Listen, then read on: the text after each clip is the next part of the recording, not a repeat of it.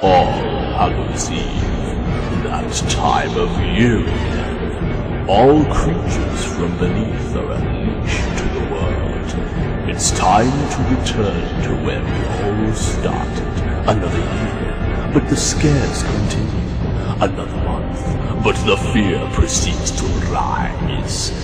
This is the Venom month of Horrors 2, the quest for Shet.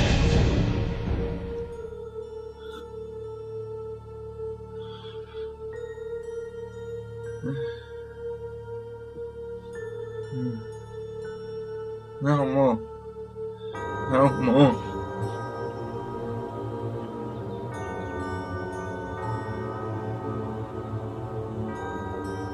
What the?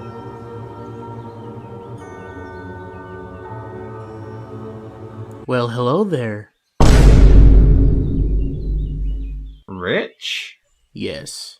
As in, the world of Rich? Yep. Who animated my Fantasia review? Yep. And the cameo in the Star Wars Holiday Special? Yep. And the Terminator Genesis gag? Affirmative. And he can be found on YouTube at Rich E Comics, presenting you with some terrific animation and commentary. Disclaimer, Rich is a bipolar arsehole, so after recording he changed his mind about his goddamn channel yet again because he clearly enjoys making my life a whole lot harder, so go and subscribe to his new shitty channel instead, The World of Rich. Yeah, who cares? But that's not why I'm here right now, Rob. So why are you here? I know the journey you're going on right now, and I figured I could help you out. Oh, so you know I'm enduring some of the absolute worst horror movies imaginable! Yes. So instead I'm gonna show you a good horror film. Well, it's about time. The classic masterpiece known only as See No Evil. You have got to be kidding me. Glenn Thomas Jacobs. Of course we all know him now as the most recent and definitely most prestigious mayor of Tennessee. But older fans of this beloved gentleman may remember that he once actually brutally murdered his parents, went to a mental asylum, broke out, tried to murder his brother and father, killed his girlfriend and then raped her corpse, forced a woman to marry him against her will before raping her, crippling a middle-aged woman on pure steel before electrocuting the testicles of her son on live TV. He's such an inspiration. Busted. But during his busy life of politics and mass murder, our brilliant mayor of Tennessee also dove into the world of acting, giving us the 2006 cult classic known only as See No Evil.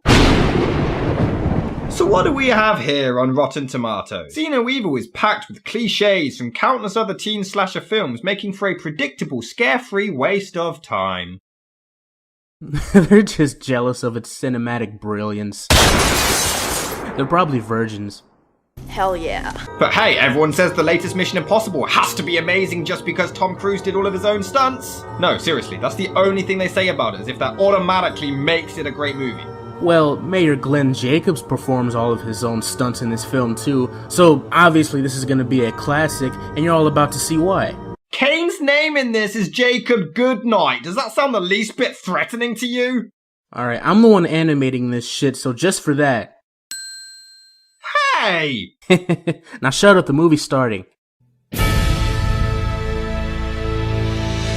Ah, WWE films. The death of cinema as we know it. Man, I said shut the fuck up! Sorry. So the film opens up with some cops investigating an old house, but immediately this film shows off its true originality with its insane editing skills.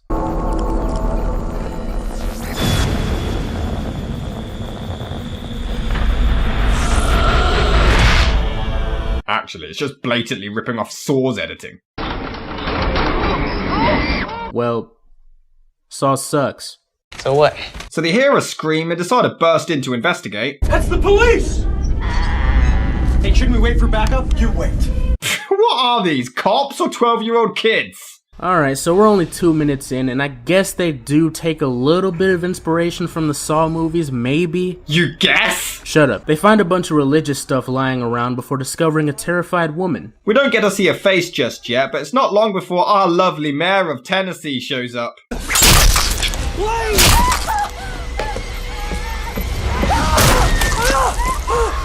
Your arm's off! No, it isn't. Well, what's that then? Well, I guess it's not just our police force that aren't armed. We also see that her eyeballs have been removed. So she doesn't have to see how awful this movie is, the lucky bitch! Oh, come on! Yeah, keep talking shit, Harry Potter. Oh my god. But one thing I never understood is, the other cop is called Williams, right? Kane has absolutely every opportunity to kill him, but he doesn't. Like, there's no real reason for him to run away. He fires one gunshot and Kane runs away like a pussy. He's this big 7-foot tall monster who we see later isn't scared of a damn thing, but one gunshot from a cop is enough to send him running away. Oh well, the cops arrive on the scene to find loads more corpses, all with their eyes removed, but then we truly see the epitome of horror. Well, well, well, Vince. This isn't very PG. What, bitch? So after they continue stealing from Saw, we cut to 4 years later to see Williams, who is supposedly traumatized by these events. The fuck do you mean supposedly? Look at him. He's terrified, he's tormented by these memories, he's haunted by him. No, he's not. Look at him. Tommy Jarvis in Friday the 13th Part 6 Jason Lives, you could tell he was messed up and still tormented by his past. Halloween H2O 20 years later, Laurie Strode genuinely was scarred for life because of her brother's actions. But here, he's just casually taking a piss, has a random memory of it, but he doesn't even react to it.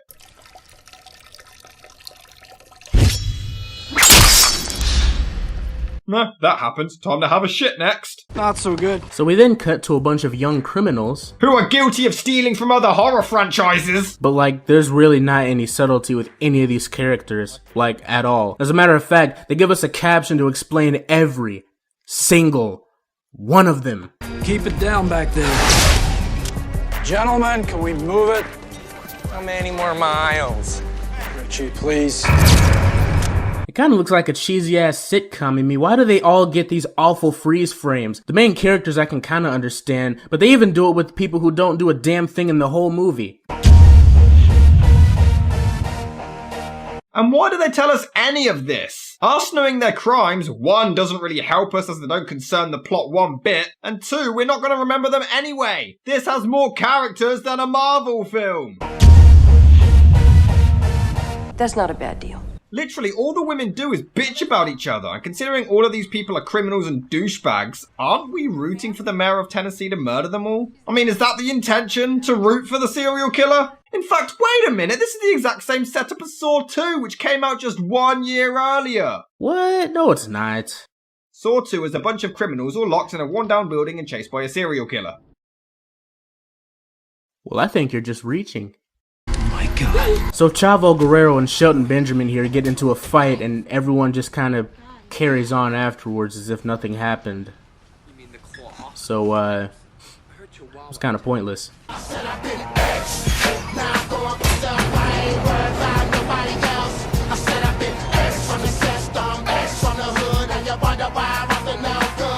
Did you forget they were criminals? Because just in case you did, there's a fucking song to remind you about it. Whose side are you on right now? I'm so confused.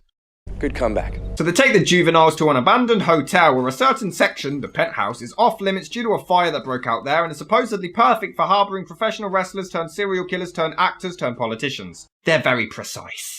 Yeah. So they have to stay here for 3 days and basically clean up the place, and in exchange they'll get their sentences reduced. And for some reason they're all being watched by one cop. Like, they didn't think to send a whole police force or something like that. They just send one police officer who kind of sucks at his job. We'll get to that later. But they really think these 8 criminals are gonna all listen to this one guy.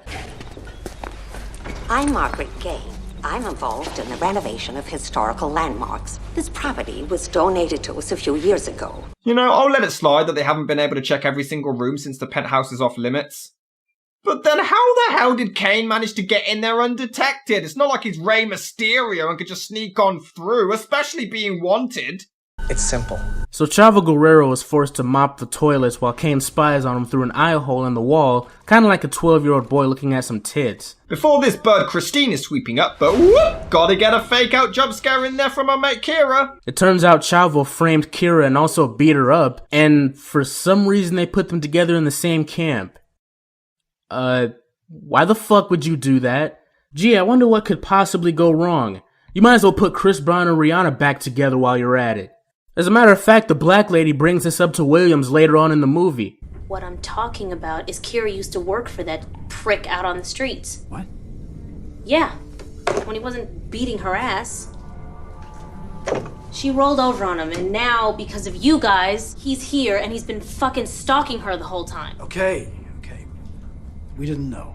How the hell did you not know? I mean, surely you did background checks for every one of these people, right, you dumbass? The fuck kind of cop are you? I'll deal with it. Guess what? He never does.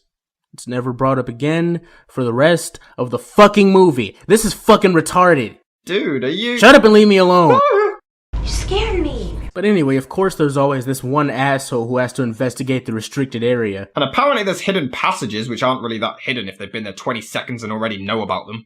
Why not? Oh yeah, and also there's a safe hidden somewhere in the hotel. And this shit is current. Of course it is. I mean, why wouldn't it be? You telling me after 35 years, no one's found this so-called safe? He's got a point.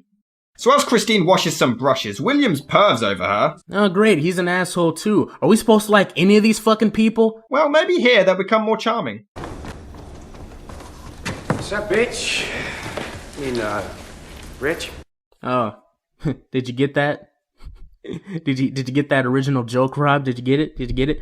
He said rich, but since rich rhymes with bitch, you know, because it's such an original fucking joke, right? Like, I didn't hear that shit a million times in high school. Yeah, I'm just sitting there doing my fucking homework, minding my business, and then some bastard comes up here with all of his dick-headed friends, and he's like, oh, what's up, bitch? Oh, I mean rich. And everybody in the fucking classroom laughs, because they don't have any fucking sense of humor, and they never heard that joke the past 1,000 times they've done it. I hope this fucking character dies. Bitch. Anyway, You know, I realise it shouldn't really be my priority, but I'm more annoyed at Mike for throwing shit at a dog than I am for him beating up women. Yeah, well, they'll order some takeaway and take some drugs next. Insert hot chick getting naked in a shower while the serial killer watches her cliche. I mean, to be fair, I can't really blame him. She does have a pretty nice ass. And if she was dead, he'd probably fuck her too. What are you talking about? She does actually spot the peephole and assumes it's Mike, but he shows up anyway, which freaks her out a little. And despite Williams earlier promising to look into the situation with Kira and Mike, here's Mike getting in the shower, putting his hands on her again. At least they got the cops right. But Christine simply asks him to let her go, and he does. Why the hell would he listen?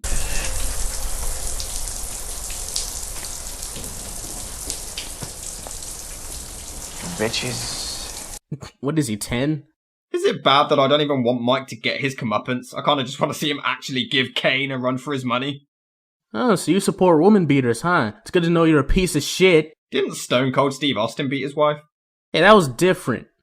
It's fucking Stone Cold. Fucking moron! But wait, we're not done with the characters and subplots yet. So here we have another one where instead of looking into the domestic abuse situation, Williams is deciding to flirt with this Hannah chick who's engaged but isn't sure if he's the right guy or not. Do you give a shit about this? Nope. Skip it. Why? So Richie and Ty, and I only remember their names because Rich here actually did make a note of them, You're quite welcome. investigate the forbidden part of the hotel, and weirdly they come across bottles of alcohol.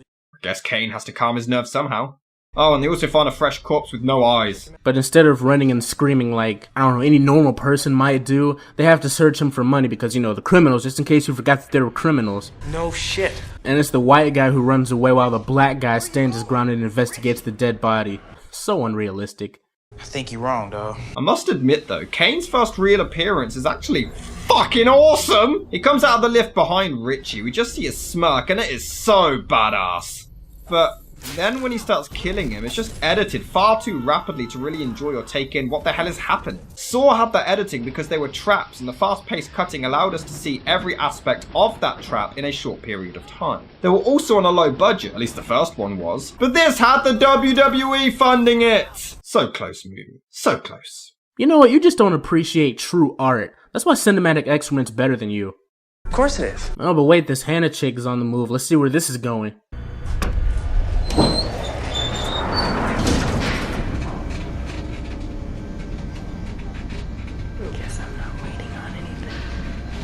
Bitch, you are so dead. I'm just waiting for the blood dripping down on her cliche.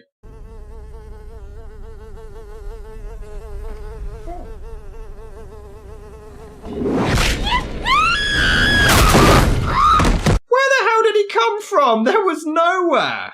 I thought teleportation was the Undertaker's thing. But him trying to poke her eye out just looks hilarious. Oh, I'm gonna get ya! Then he puts it in a jar like an episode of Futurama. Meanwhile, Christine and Kira plan to escape out the atrium, but before they get a chance, Kira falls quicker than the movie's box office gross. Ow! Bastard. What, I say something? Before the mayor of Tennessee arrives and hooks the bitch and escapes with her in the dumbwaiter. Kane seemed to have a thing for punk rock chicks around this time, didn't he? Do you now? Oh yeah, and despite Kane hooking Kira in the fucking shoulder, she doesn't really show any signs of it for the rest of the film. Wait, she survives? Oh, she doesn't just survive, but like, there's no mark. There's no mark, no blood. She doesn't even sell it or anything. She's perfectly fine, like it didn't even hurt. I guess she's John Cena. Oh my god. The others find out what's been going on and rush to the penthouse where all the action can take place. Come on, hurry up! What happened to you? What? Nothing. That's not even my... Ah, now we get the blood dripping down onto a character cliche. I knew you wouldn't let me down, movie. You got anything else better to do? Anyway, the others continue to investigate, but just in case you forgot Chavo's a douchebag and a criminal, look, he's over here vandalizing things randomly. But then we get the most amazing part of the entire film. Where the hell is there? Oh, shit. Oh.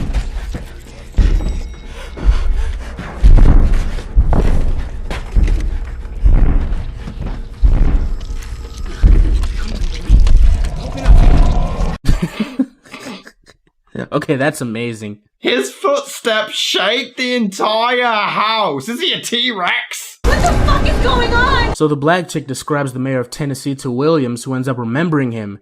Huh. What are the odds that Kane just so happens to be doing this during Williams' time on the job? Wait, what the hell does he want with Kira?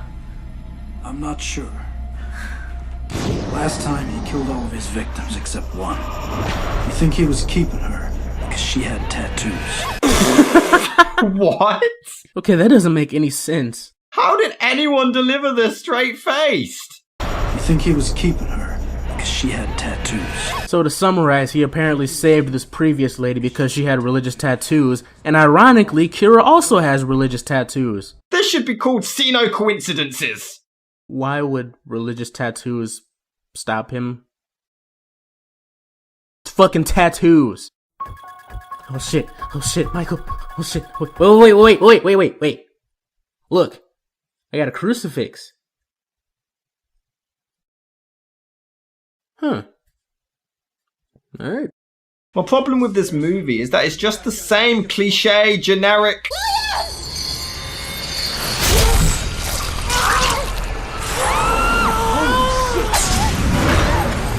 Okay, that was fucking amazing. Fuck yeah, it was. Looks like it inspired Chris Benoit, too. Dude! What, he said he liked the deaths? She fell through the atrium. The dogs came in, tore her up. Oh dear God! Told you. We'll see. Anyway, this zoom out looks pretty damn cool. But then it cuts right back to them again, so it was kind of pointless. I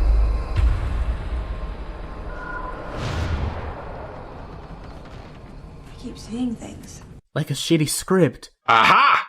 Shut up, you asshole. You're a bad influence. So Kane's got Kira locked up in this cage and decides to give her a very important message.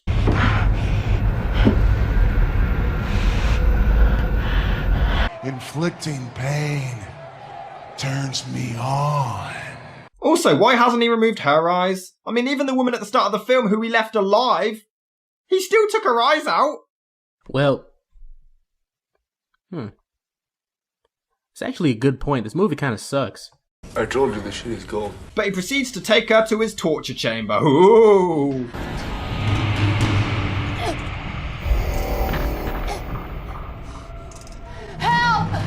Wow, that sounded convincing. Sounds more like she needs help finding a parking space. Not fighting for her damn life. But Richie is somehow still alive. Kane removes his eyes, but it's not nearly as funny this time because it's just getting old now. You remember when I said that you could do better than Kira? Mm-hmm. Well, I didn't mean this much better.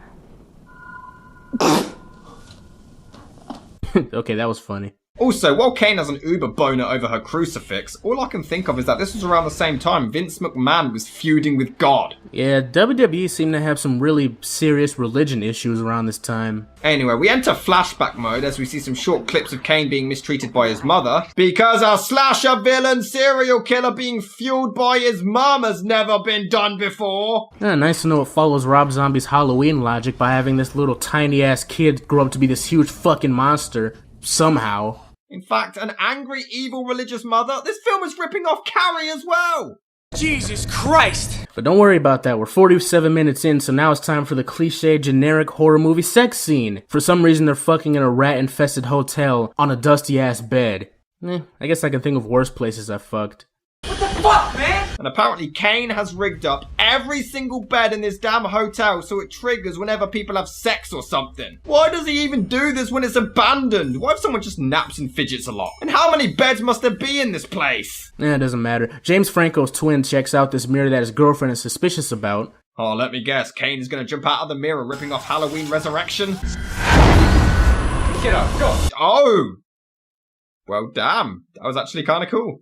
Then he breaks through the wall like the damn Kool-Aid Man before chasing them away, and for some reason we get a quick shot of a rat running away.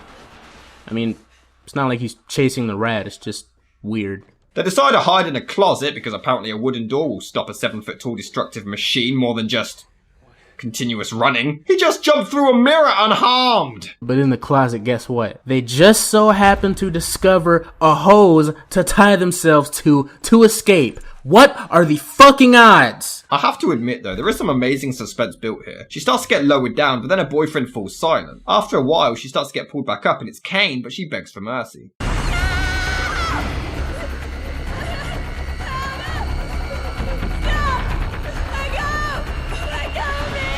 Very poor choice of words.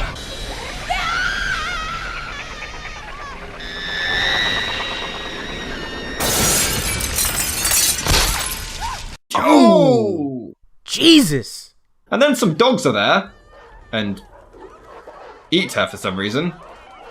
Do they not know how dogs work? I mean, I understand if it was like some random stray dog that she just found on the street, but if you take care of a dog and you love them, the dog's not gonna fucking eat you. Why would the dog eat her in that situation? It doesn't make any sense. Cats might do that because cats are assholes.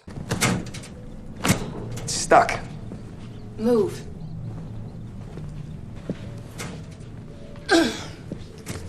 It's stuck! No shit. Nah, who cares? That was funny. Oh my god, shit! Yes! Here it is! The greatest matchup of all time! Business is about to pick up! It's fire and brimstone! A true slobber knocker! Vintage Kane! So after that orgasmic showdown, Kane begins to search for them until one of their phones go off. And his face is hilarious. It's more like he just realised that he forgot something. Did I really tag team with a superhero? Hey, you gotta credit originality here. I mean, they may have ripped off a few other horror franchises, maybe. But I mean, come on, I've never seen somebody kill someone by shoving a cell phone down their throat. I mean, look at this shit, it's fucking brutal. I don't care what anybody says, these deaths are fucking awesome. Man, I preferred Williams' one. This one, sure, it's original, but it's just random. Why a phone? Because he can. What are you not understanding? Inflicting pain turns him on. Holy shit. Meanwhile, Ty, Christine and Mike meet up, but Kane is basically Kevin McAllister who has booby traps and tripwires set up everywhere. What is this, Jason Voorhees or Dennis the Menace? Oh yeah, they also use flies constantly to show where Kane might be, but, like, flies aren't scary. They're just annoying.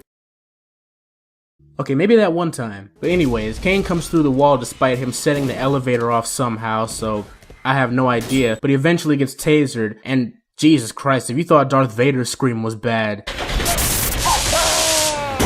Then they end up in Kane's hideout, and I love how the black chick is clearly terrified and disturbed by the eyes, but then Ty is just looking at this like, look at all this fucking money. Fun fact for you, they actually took the time to remove the eyes from every single bill on the wall. Time well spent. Then they find Kira before another amazing shot of Kane arriving, leading them to hide. Before Kane stares at Kira and starts rubbing his dick. This is truly award-winning writing right here. Such a brave and bold move in the art of cinema. I mean, what other serial killer do you know of who would be brave enough to masturbate into the camera? That doesn't count. This is when we get another flashback and we finally get to see why Kane is on such a rampage. You filthy little pig. You enjoy this, don't you? Oh, I can tell you do. I see that. I see what you're doing. Stop it. So let me get this straight. Oh boy. Kane is murdering absolutely everyone in his path because his mother caught him masturbating. That is literally the reason given. What the hell is wrong with these people? That was the best they could come up with? So they lure him out while trying to save Kira, and then, after all of this suspense, after all the creative deaths in this movie... Really? Creative? Ow! After all of that shit, and even after all the tools that he probably could have used, he just pushes a safe up against him. That's seriously the best you can do?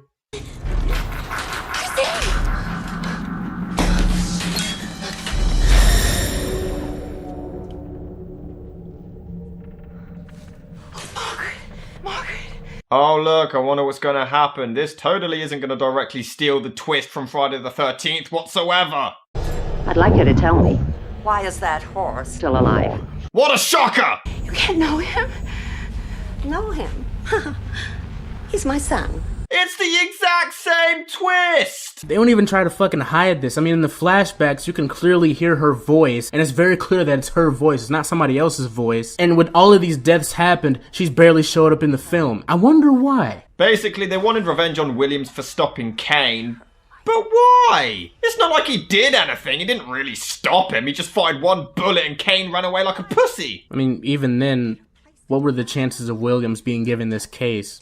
Like, they have so many police on that team, I'd imagine, so what if somebody else got it? Like, this really could have backfired horribly wrong. Like, she could have wasted all this damn time. But fuck it. Margaret as a villain is so fucking funny. She's so over the top, it's like a cartoon. So she tries to convince him to kill her because of the tattoos, but he resists because she has the tattoos. These are killers fighting over ink work. This is the most ridiculous shit I've ever heard in my life. We get another flashback of Kane being forced to torture this lady who's tied to his bed, and eventually she even says, I want my mama.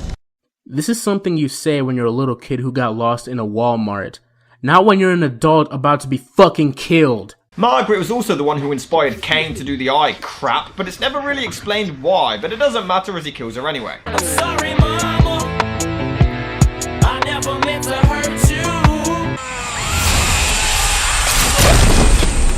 I love her face right before she hits the wall too, it's actually pretty funny. But he's not done yet as he releases Kira and carries her away, but then they realise they have no story left, so they just decide to have him rock back and forth in a catatonic state. But instead of just shooting him while she has a clear shot, she takes the time to put herself directly in front of Kane's face, as close as possible, and cocks the gun back so he can hear it. These people are fucking retarded. But whoop! Turns out there's no bullets left and it wakes him up in time for a double choke slam. For the love of God, head down! Look at this!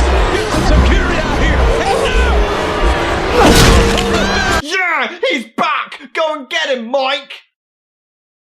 You know you're cheering for a domestic abuser, right? Don't tell me how to live my life! So Chavo gets the upper hand and he even manages to shove a damn rod through Kane's head, and apparently Kane's got maggots for brains, but somehow he's still fucking alive. He just gets right back up afterwards. I don't even care though, the special effects in this movie look really good. It looks gruesome as fuck. So they triple team Kane and knock him out the window.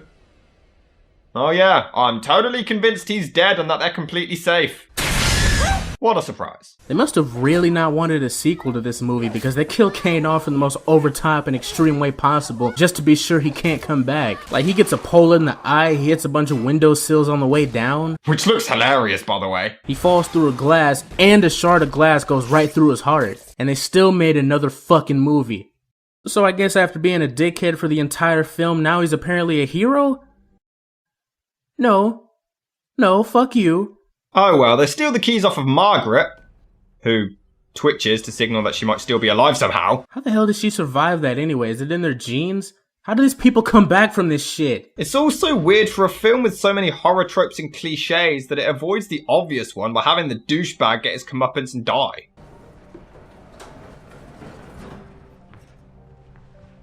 Michael, you didn't have to come back for us. He abused me for years and beat the shit out of me, but now he's okay in my book. Call it the Home Alone 2 effect. I didn't want to walk out of here alone. Why? What's stopping him from going back to beating her ass after this movie? Like, there's really nothing stopping them now. So he's still a prick. Never mind. Yeah, nothing really changed for this entire movie. This film is entirely pointless, and it fucking sucks! A little bit. It has some suspenseful moments, and I do like the production design. The sets are nice, acting is fine, Kane is creepy as hell, and the sound design is actually incredible. But it's just flat out stealing from other franchises with nothing new except a killer fueled by masturbation and mobile phone killing. It's not the worst slasher, but honestly, skip it and you won't really miss much. Alright, I'll admit, this film really hasn't aged well. The characters are stupid, the fucking acting for Margaret's hilarious, and I don't think it's supposed to be. The only one who really does a good job is Kane himself. And the deaths and special effects are pretty cool, but when it tries to take itself seriously, that's pretty much when it just gets really fucking hilarious. Not a legitimately good film, but it is a pretty fun watch, even though it's retarded as hell. And the deaths are really entertaining, so overall I'd probably say it's a turn your brain off and enjoy type of horror movie. So what you're saying is, I was right. No, not really. What the hell was that?